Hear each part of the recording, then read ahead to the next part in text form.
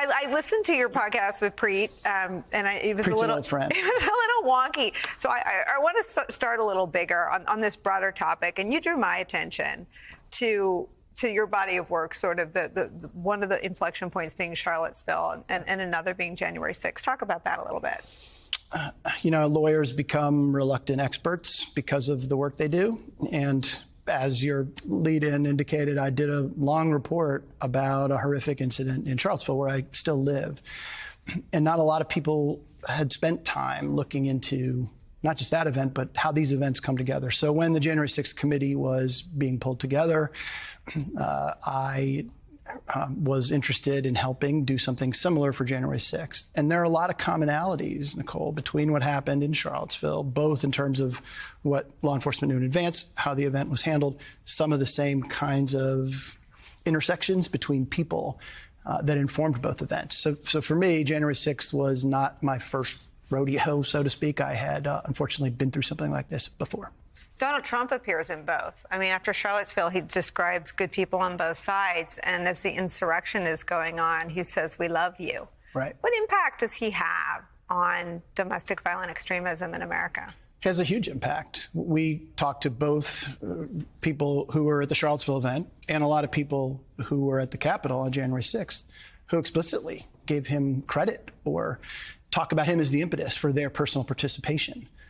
I think going back to 2017, a lot of these groups, and this was a Unite the Right rally that was sort of purportedly bringing lots of different interests together, gained in popularity and became more perceived as legitimate because of the president, essentially, his rhetoric and some of the sort of subtle language that he used that appealed to this sense of sort of white nationalism. And then on January 6th, a lot of people said they were there because they felt like he wanted them to be there. We presented a lot of testimony. Stephen Ayers, right? One of our hearing witnesses who said, he's a carpenter in Erie, Pennsylvania, who's working every day. He started paying closer attention to election issues, largely through social media, through Facebook.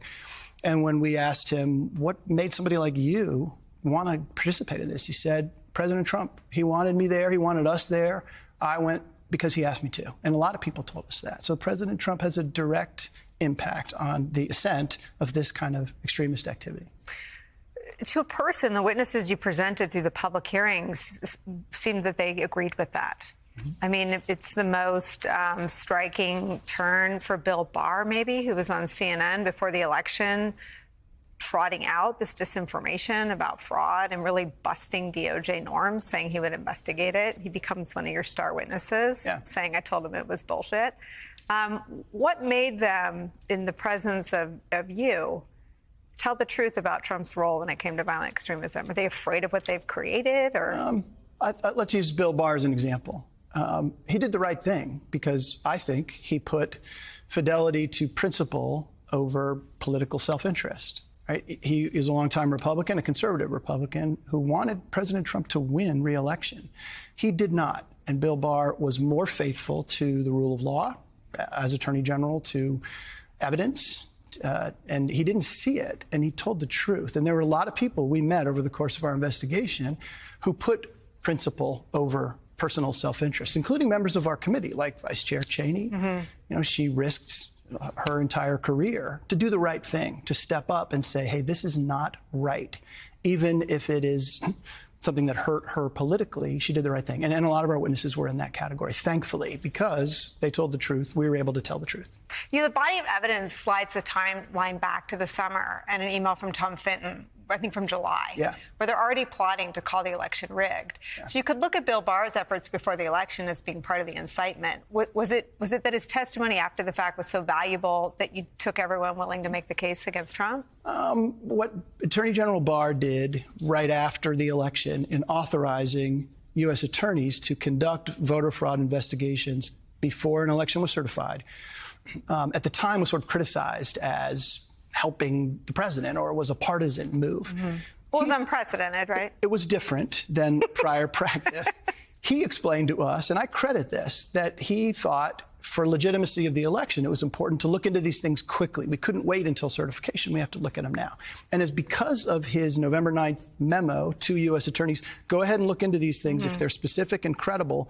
That allowed the Justice Department to quickly look at these allegations and determine that they were false.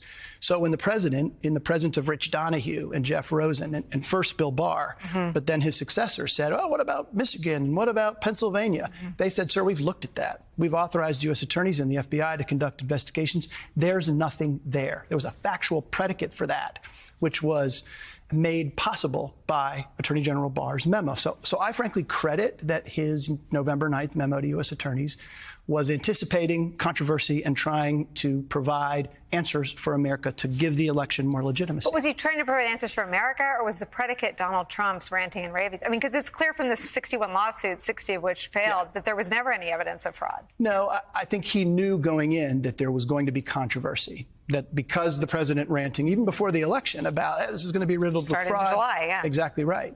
That there were going to be questions about the legitimacy of the election. And because of that, he, I think, rightly decided we got to look into this, regardless of which way those investigations go, in order to be able to tell people the truth and uncover the facts. If they exist, if there's fraud, we want to know about that. If there's not, we need to know that too. And that's what happened. But if you put back on your extremism glasses, what does it say about where that 40% of the country is, that once Bill Barr ran an investigation for which I'm not sure how much predication there really was, but to placate Donald Trump and disprove something that was never true to begin with, you still have people willing to come to the Capitol and die for the lie. And to this day, continue to believe that there was fraud, absent any evidence. It's been 2 years since President Biden was inaugurated. There still hasn't been.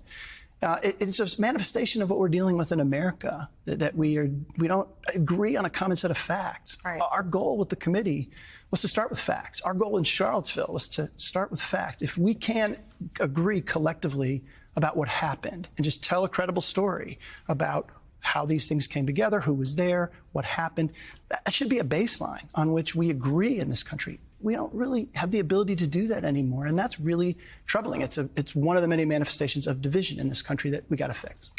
One of the things that seemed like a strategy, and you'll tell me if it was, is that all of the people delivering the truth and the facts seem to be high-profile Republicans, as you said, from inside the Trump coalition. Rusty Bowers, Brad Raffensperger, all of the Trump White House officials. Was that by design? No, it was because they were the ones who were in the room when it happened. They were the ones who had relevant information. Our witnesses were almost exclusively Trump supporters, were conservative Republicans who, again, wanted him to win. They were the people with personal knowledge because they were in the White House, because they were state legislators who had gotten these pressure phone calls. That wasn't designed by us to put a bunch of Republicans up there. They were the people that had the critical knowledge about what happened. The fact that they were Republicans, I think, gave them more credibility or gave our evidence sort of more veracity, because they were not doing this out of political motivation. They had none, right? It was politically damaging. Exactly right. They lost as a result of this. Bill Barr left office. Mike Pence told the truth on January 6th. And that was to his own detriment in terms of his ability to maintain his office as vice president. And that gave what they said a lot more credibility and our investigation more heft. The investigation had tons of heft, and you had members. And I think there's been some reporting. U.S. attorneys and members of Congress are two different species, right? Yes. Is that a fair? That's a fair character. They coexisted in an historically collaborative and complementary manner in everything that we saw. But I wonder if you could just take me through how a congressional committee came to adapt some of the most effective investigative tools for criminal probes. Yeah, it's a good question. I haven't done any congressional investigations before this. My understanding is that typically staff kind of does the work and they create scripts that the members take and largely read. They're kind of like Nicole Wallace's on the dais. This is not that. No. Our 9 members were really engaged. We're day to day turning the wheels of the investigation. We're attending interviews. I briefed them every week as to what we were learning, and they had a ton of questions. I typically had like 10 minutes at our member meeting to give them an investigative update that would stretch to 20 or 30 because they were so invested. We had really good lawyers on the committee, from the vice chair, Ms. Cheney, Ms. Lofgren, Mr. Schiff, Mr. Raskin. These are really smart people who have had other careers as lawyers themselves. And even the non-lawyers were really engaged. So it was sort of collaborative, right? We were setting the schedule, we were doing the vast majority of the preparation, but they were actively participating. So it really was, I don't want to call it a collaboration because they're in charge and we're their staff. It was clearly there was a hierarchy, but it was collaborative, and they did do a substantial amount of the actual nuts and bolts fact gathering. Tell me about the decision to use some of the tools. There was some reporting that phone records were pursued, taping depositions ended up being a really valuable tool for the public phase of this. How did you innovate those tools being used in a congressional setting? Yeah, we started with the premise that the 9/11 Commission report was kind of the gold standard. I read it in the summer of 21 as I was getting ready to take on this responsibility. I went back and read it too when the bipartisan commission that Republicans were for before they were against fell apart. Which they should have approved. But yes, that was sort of our starting point as the template of how this should look. But America is very different now than it was 20 years ago in terms of how it assesses, receives information. So we knew pretty early that we couldn't just produce a lengthy written report and think that it would have the same impact that the 9/11 Commission report had. Why? Because people are used to quicker hitting, social media driven, visual information, so that we were going to have to present our findings in multiple ways, some of which would be visually in hearings. And hearings, they really weren't hearings. They were presentations of our findings. They were essentially productions, exactly.